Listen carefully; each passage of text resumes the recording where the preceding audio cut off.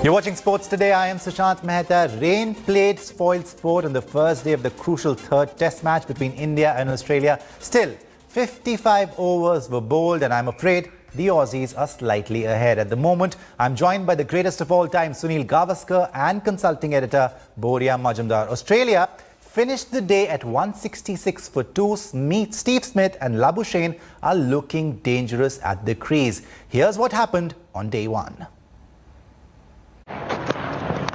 Opting to bat first, Australia lost David Warner cheaply, Mohammed Siraj dismissing the left-hander for just 5 runs before the rain stopped play. After a lengthy interruption, debutant Pucovski and Marnus Labuschangne started the repair work. Nice shot, and they found the boundary. Yeah! Oh, edged. Rishabh Pant dropped Pucovski twice, first off Ravi Ashwin and then off Siraj. Yeah, fair enough. So a reprieve for Pucovski would have been the worst dismissal for him, bearing in mind he's had problems with the short ball.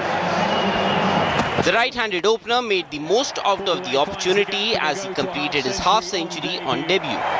So a couple of boundaries to greet Navdeep Saini, but more importantly right now, Pucovski with a smile on his face. Well played, young man. He's had a little bit of luck, you need that. Just when the partnership was taking the game away from India, Navdeep Saini trapped Pucovski leg before. Not sure whether they'll review this, but I think Saini's got a wicket. Looks plumbed. Steve Smith came out with a positive intent and scored freely. Well, there's some aggression from Smith. His prodigy Labuschagne too continued his love affair with the SCG as he brought up his 50. Drives it confidently through the covers. It's a race. Ball, fielder, boundary line, wins. 50 for Marnus Labuschagne. Only 55 overs were possible on a rain-truncated day one of the third test, with Australia finishing on 166 for 2. Safely negotiated by Marnus Labuschagne, who remains unbeaten. Sports Bureau, India Today. And Steve Smith, importantly, Steve Smith back in a little bit of form. 31 not out. Yes, those drop chances really cost us dearly. And Sunny-bhai, but first of all, Australia won a very important toss, then played some very good cricket. How would you assess the day? What could have been better in terms of our bowling, fielding and captaincy? Yes, first and foremost, this is a very good pitch to bat on. It's a different pitch than the one we saw in Melbourne, where no batsman could say that he was really set. So on a pitch like this, you would expect that there would be a partnership, which there was a partnership for the second wicket between newcomer Pucovski and Labuschagne, and then Labuschagne and Smith seemed to have developed another threatening partnership. What I thought that the Indians could have done was that with Pucovski coming back into the Australian team, making his debut after having been kept out because of the concussion that he suffered in the warm-up game against India, the bouncer could have been used a lot more by the Indians. Yes. The first bouncer that Bumrah bowled to him after about 3 or 4 overs, he completely missed it. Then Siraj bowled him a bouncer. He mishooked it. But after that, there wasn't too many attempts to bowl the bouncer to him and to test him out. I thought that they could have done that a little bit more, which didn't happen. And then maybe I thought that Navdeep Saini could have been brought on a little bit sooner too, when the ball was nice and hard and new, and the seam also hard. And also Jadeja could have been brought on just that little bit earlier. But this is just a different pitch. This is much more a batting pitch than the earlier pitch in Melbourne was. And that's the reason why Australia is in this strong position. Yes, Sunny-bhai, but the problem now is that two of the most dangerous batsmen, I think two of the best batsmen, if you see both sides, are at the crease now for Australia. Smith hasn't scored in the series so far, but it seems like he's back in form. Labuschagne has looked even better than Smith. From the moment that these two walked out, they seemed completely in command. Worrying signs for India. How big of a threat is this, especially the way that Smith and Labuschagne have approached this test match so far?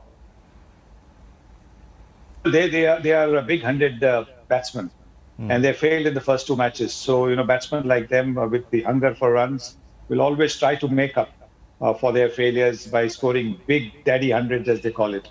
And that's the danger. And that's the reason why it's important for India, before they get set on day 2, to try and separate them, to try and dismiss both of them. Because that gives India a very good chance of restricting Australia to maybe 325 and stay game.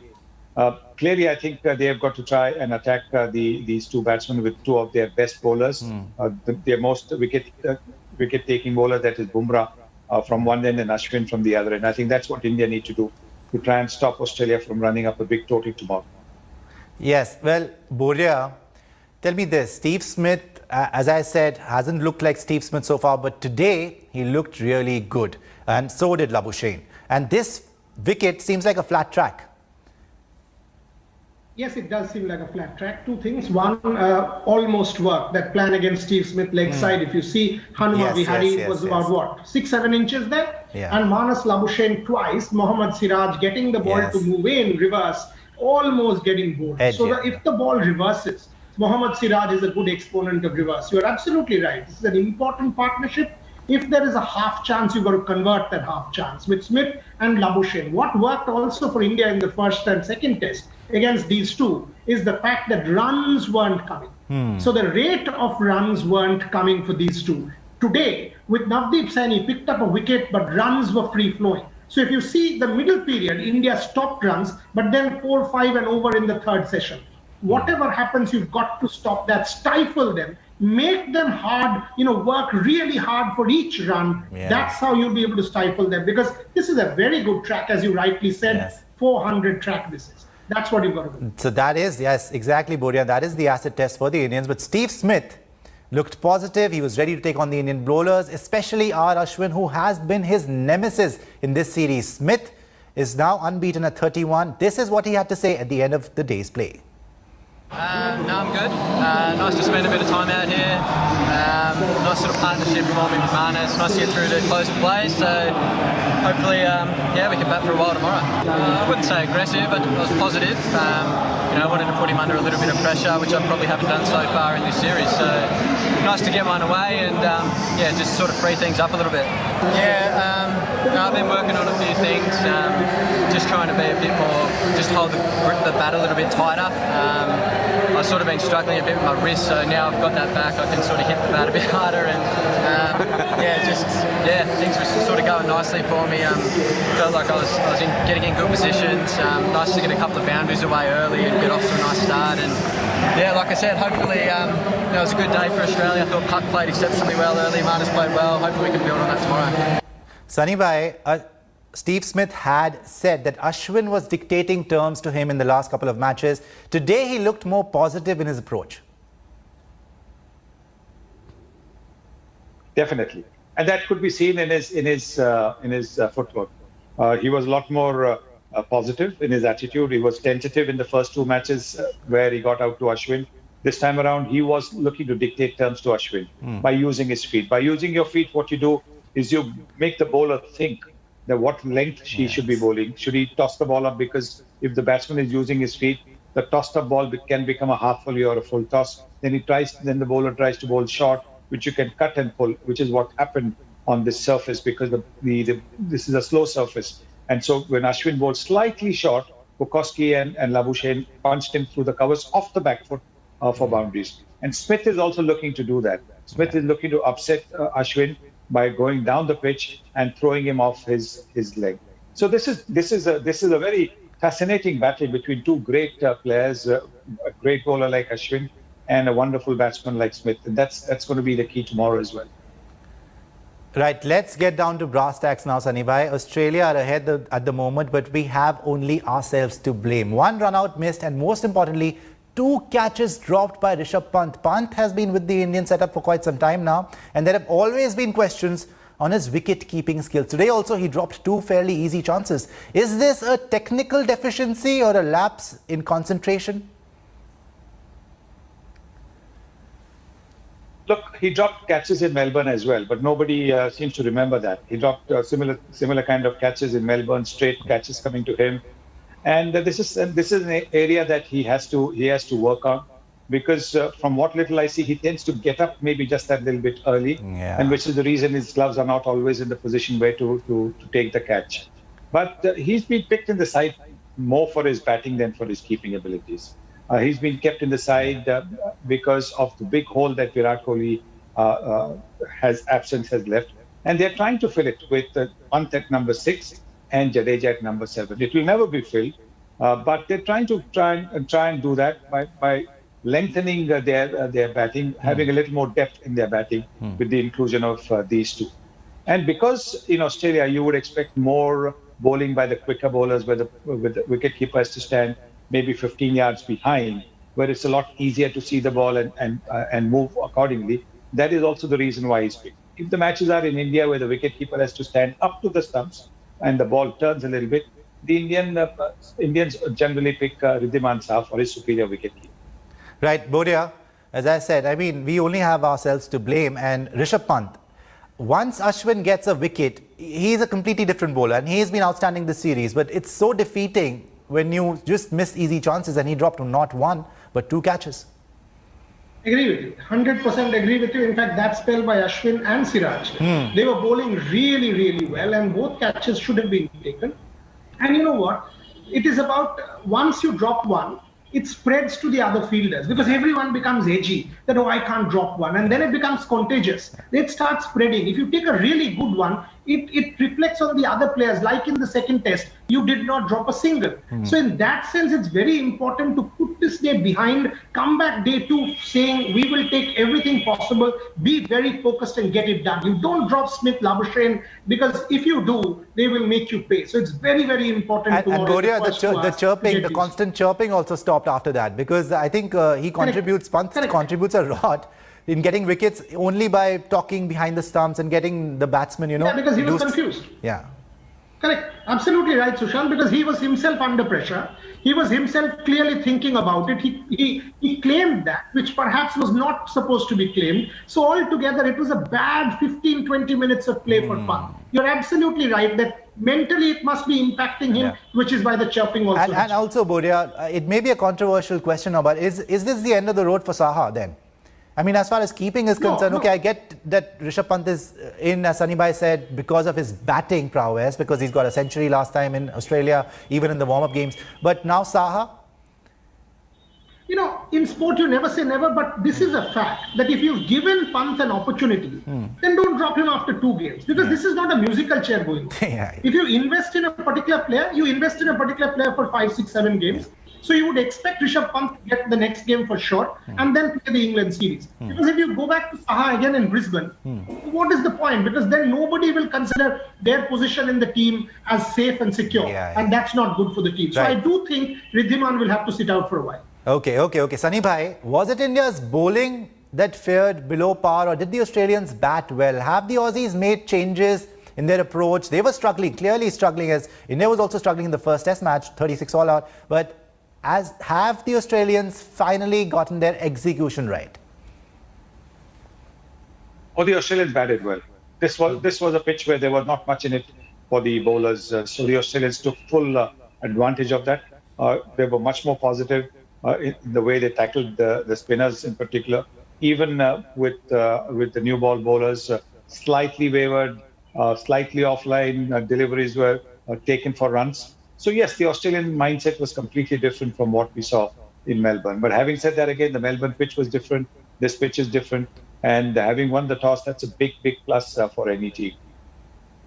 And now let me get you a glimpse of the moment of the match today. And no, it's not some wicket or an awesome shot. It was Mohammed Siraj, who was seen in tears after he got emotional while India's national anthem was played at the Sydney Cricket Ground. Have a look at this.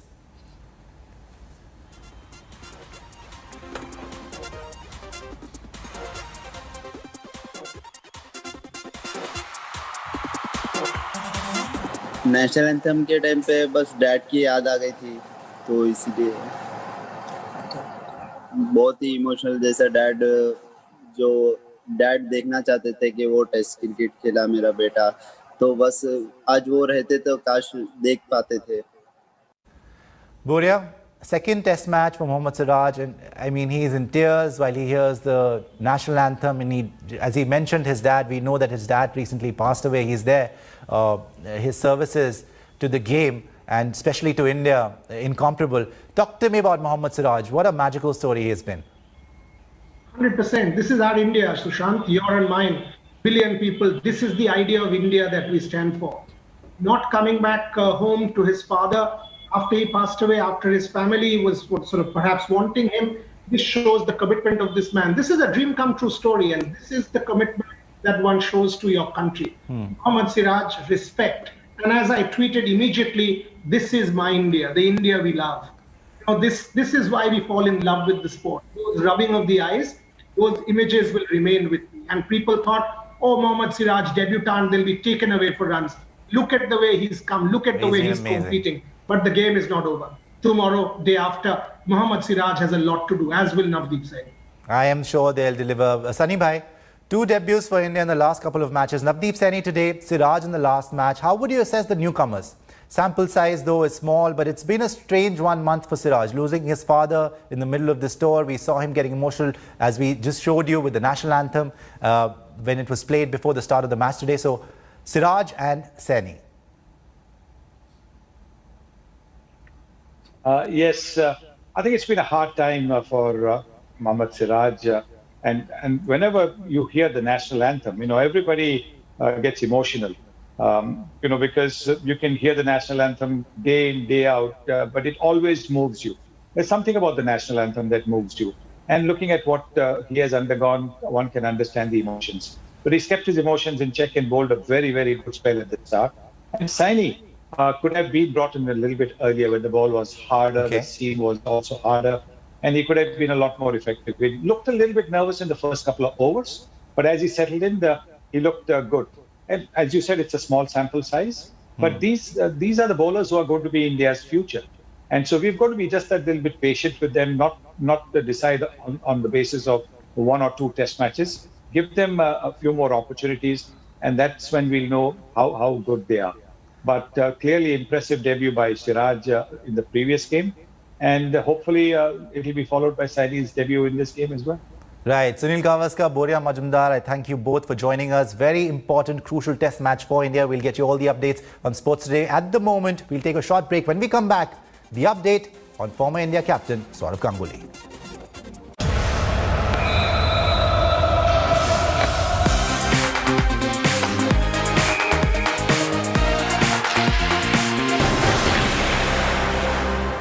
Hi everyone, Preeti Chaudhary here. Hope you like this video. For latest news and analysis, like and subscribe to the India Today YouTube channel. And don't forget to press the bell icon to stay updated. Thank you for watching.